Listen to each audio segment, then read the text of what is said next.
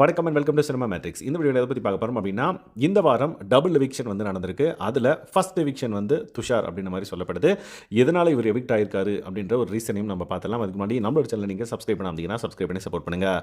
Last weekend எபிசோட்லேயே Vijay Sethupathi sir வந்து warn பண்ணியிருப்பார்.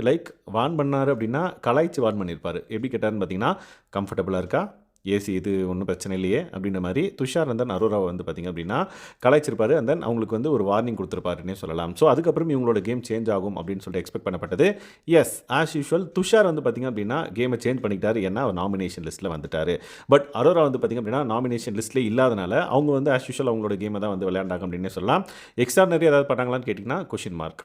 ஸோ இப்போ துஷாருக்கு வருவோம். துஷார் வந்து ஒரே ஒரு ஓட்டு தான் வாங்கி நாமினேஷன் லிஸ்ட்டுக்குள்ளே வந்துட்டார். கண்டிப்பாக இந்த தடவை நம்ம வந்து மாட்டினோம் அப்படின்னா காலி, அதனால் ஏதாவது பண்ணுவோம் அப்படின்னு சொல்லிட்டு வாண்டடாக நிறைய விஷயங்கள் வந்து பண்ணார். அட்டென்ஷன் சீக் பண்ணுறதுக்காக. என்னென்னு பார்த்தீங்கன்னா, பிரியங்கா வந்தப்போ வந்து பார்த்திங்கன்னா சென்ட் ஆஃப் பண்ணுறப்ப மொத்தம் கொடுத்துருப்பாரு கையில். அது வந்து மேபி நம்ம தெரியணும், ஒரு விஷயம் பண்ணணும் அப்படின்றதுக்காக பண்ண மாதிரி இருந்தது ஒன்று.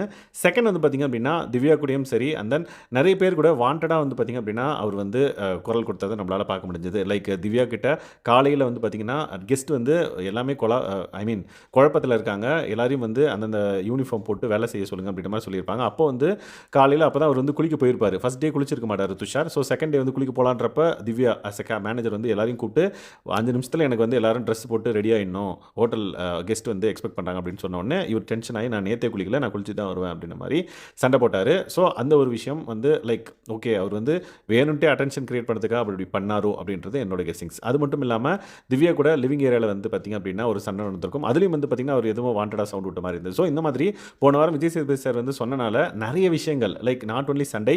இங்கே பார்த்தீங்கன்னா சபரி கூட வந்து பார்த்திங்க அப்படின்னா கான்வர்சேஷன் வச்சிருக்கப்ப சபரி வந்து லைக் சாப்பாடு சாப்பிட மாட்டேன் அப்படின்ற மாதிரி சொல்லியிருப்பாரு. அப்போ வந்து லைக் ஏதோ ஒரு ஃபீல் பண்ணிட்ட மாதிரி அவர் வந்து அவரை ஹக் பண்ணி அதுக்கப்புறம் வந்து பார்த்திங்க அப்படின்னா இது வந்து அது ஒரு ஃபீல், அது ஒரு வைப் அப்படின்ற மாதிரி சொல்லிட்டு போவார். ஸோ இந்த மாதிரி நிறைய புது விஷயங்கள் துஷார் கிட்ட வந்து நம்மளால் பார்க்க முடியுது லாஸ்ட் வீக்.